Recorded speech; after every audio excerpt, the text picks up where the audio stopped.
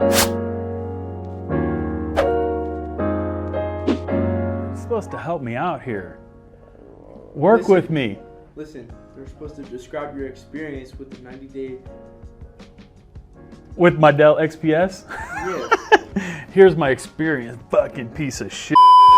No, okay, so, all right, so quick follow-up, 90-day, right? So I got this thing, I was pretty excited, actually really excited. A whole bunch of people replied back. I was quite impressed. Wasn't what I was expecting because it was just a, hey, I got this, and you guys wanted to film it. But the new Dell XPS 7390, 13-inch, 2-in-1. Coming from a Mac, I gotta say, I love it. It's way cool. I'll talk about the cool things. How's that? Fingerprint sensor, dirty as hell, but I do like that. Are you catching that? Yeah, I catch all the dirt in there as well since I've been using it. So somebody asked if it came with a pen. The answer to that one, unfortunately, is no. It does not come with a pen. You have to buy it separately. But it works really well. You can change the functionality of it. It's got a couple of buttons on there. One of the ways I actually set it, and one of the main reasons I got it, was I wanted the ability to write on my screen, to annotate notes, to doodle / draw, if you will. So I set it up to do a quick screen cap where I double click it and I can actually capture the screen. And then from there I can write on the page, make my notes, make some arrows, especially when it comes to the map, right? So you got that one, right? So I can say, this is where I want to go. We're going to put a connection through here, so on and so forth, right? So I like the ability to do that. It works really well. Woo, cool. Somebody asked about the flex on the actual writing and the actual hinge itself. There, you can see, try to get it from the side here, right? I'm just gonna scribble and kind of write hard. I'm pushing really hard, and there's a very little wiggle. So if I write the way I just normally write, you know, you get a little bit if you're doing it up on the top here, but not much at all. It works really well. Flipping it around in a tablet mode is totally awesome. You know, you can write directly onto things. Tablet mode works really well. The hinges are nice and solid. It's a beefy machine for sure. Some of the caveats that I don't like. Number one, too small. God, it's a fuck. I don't know what the hell I was thinking, you know. It's 13-inch, and the real estate is just small. I mean, it's 4K, which is awesome. Like my background. Got the pirate action going on there. Yeah, the real estate coming from a 15-inch is, whew, it's hard to deal with. I'm not gonna lie, right? Need maybe a 15, but I don't think they had the new Ice Lake and the 15-inch 2-in-1 yet. That being said, the 4K is phenomenal. It's absolutely beautiful. You can see the colors. I don't know. Hopefully one of these cameras will pick it up pretty well.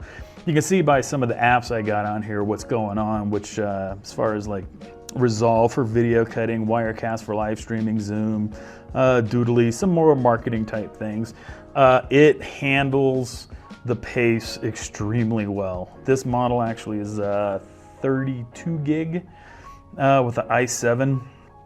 So it screams through applications lightning fast, well faster than my Mac. Of course, my Mac was long in the tooth, so extremely old. It was a 2011. But that being said, this thing really does fly like a beast. Video rendering, you know, on par, right? It's got the integrated Iris GPU, so rendering 4K video, fairly effective. You can check, you know, other sites to find out what the exact specs are, but suffice to say, it cranks them out pretty quick.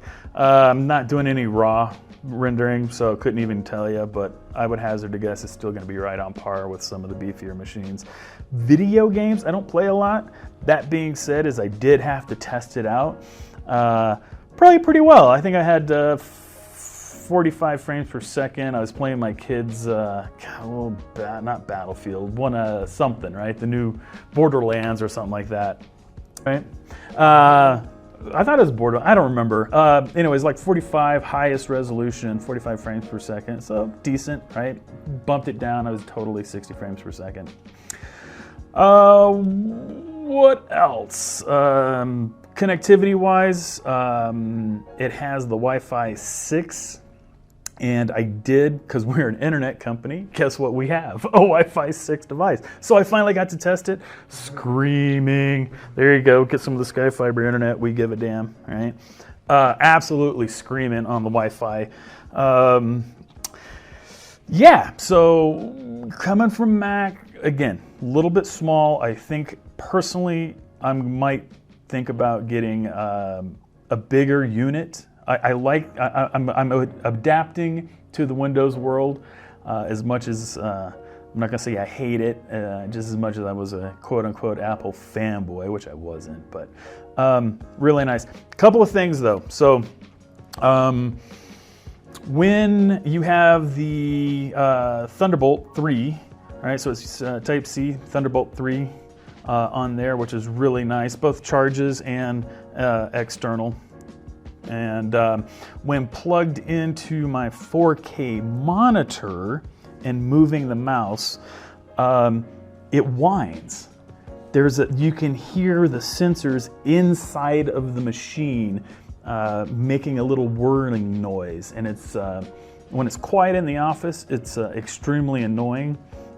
I've seen some people talking about it whines, or there's a whirling or a screeching noise or something that goes on. Haven't had any of that unless it's plugged in to a 4K, and that's going from this into a Thunderbolt hub and then to a 4K device. I haven't tested it directly, but something is a little off. Like I said, you move the mouse and you can hear the whining. Last thing that I did notice, bad, and I didn't notice it because I plug in a keyboard and a mouse and just use it kind of as a desktop on the side. I'll put it up in essentially like a tent mode over here, which is really cool, and I can just sit and write right there on my screen, keep my pen in my handy little thing. So I use it as a desktop with a keyboard and mouse with a big 4K. So I did not notice this. Are you catching some of those bitchin' angles? Isn't that awesome? Yeah, so I take it out in the field to use like I want to, and I do a screen capture, I start taking some notes, and I start to hit the space bar. And I don't know, zoom in, you might be able to catch, this space bar is fucked up. Oh, you might need to cut that. This space bar is jacked. It's all hell. It doesn't click. Right in here, it's all jacked up. The rest of the keyboard, nice, really good. Not quite Mac-ish, the old Mac, not the Butterfly. But the key travel's great, feels phenomenal. I can type easily 35, 40, 45 plus, words per second. But that space key, the spacebar key is messed up, so I'm gonna have to service it or try to. I've seen somewhere you can pop it off. So if anybody knows, that would be awesome. Reply back on the video, maybe how to fix that. I would be greatly appreciated. So anyway, 90 days in, am I gonna keep it? I don't know. I'm gonna keep it for a while, I guess is the short. New 16-inch MacBook's coming out. I can't write on it, and that's the part that just pisses me off the most. So I guess the final, if you're looking at getting one, make sure that you can handle the 13. Small, compact, put it in my laptop bag. Awesome, right? The real estate, if you're using it as a laptop, if you're coming from something bigger, is, again, it's a challenge. I mean, I'm 90 days in, and I'm not gonna lie, I think I regret it. I should have gotten something a little bit bigger. Maybe it's because I'm old and my eyesight sucks ass, but and other than the spacebar thing, overall, it's a badass device. I love it, but I'm not gonna keep it. And if you tell anybody in the office, everybody's gonna come to my desk going, well, can I have it now? So I'm sure somebody want to buy it off me, but I'm going to keep it for a little bit until I find another option. Joey Spiger said, "How are the hinges? Firm?" Oh, Joey, yeah. How are the hinges? Yeah, like I said, pretty awesome. Make sure you got you can see these right in here. Cast. I'm going to say cast aluminum, very strong. I mean, opening it up, it takes effort, but that being said, the balance of it is pretty cool.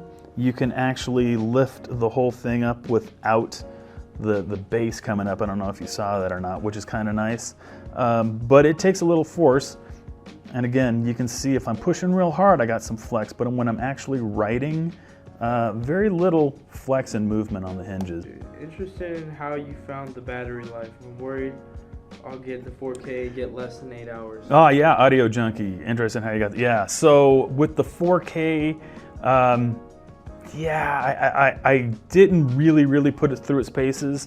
I did try though, because I remember, the specs were talking about, you get 8 hours of battery life on a 4K. Yeah, I played, had a couple of videos running. I was running our live streaming application and cutting a video, which all into itself, it handled, by the way, which is pretty cool from a CPU and memory standpoint. Again, 32 gigs, so I had a little headroom.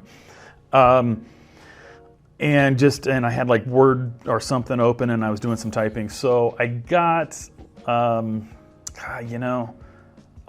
don't think it was going to hit the 8 hour mark, honestly. It started to drain down to like 23% after somewhere around 5.5 hours. So maybe I didn't do a full test. You're going to get pretty close to the 8, but I don't think if you're doing full 4K video the whole time, you're going to get 8 hours. But that being said, I got a good full day easily. I mean, I can go bright and early in the morning, start working, hit the clock in the afternoon, and still have a good 30% left at the end of the day when I'm passing out. So full on. Overall, what would you rate this out of like 10?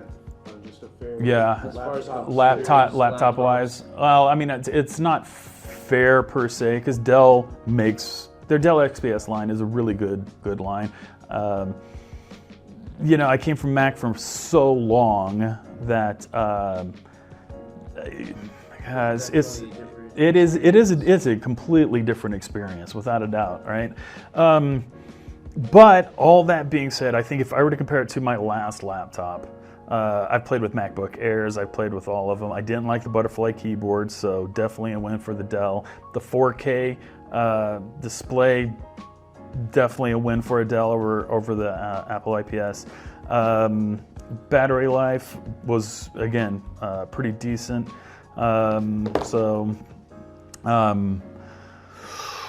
Wow. Yeah, I let's say if we were to do it like out of 10 compared to, I thoroughly enjoyed one of my MacBook Airs. Just wasn't what I was looking for from a connectivity standpoint.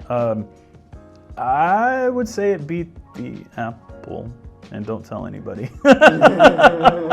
don't tell anybody. So I'd easily freaking a 9 out of 10, without a doubt. I mean, again, great laptop. And you gotta love the fact that it's got the little magnet on the side. I can throw it right there. And don't forget, it's eco-friendly. Remember the whale? Yeah, there you go. XPS. It is.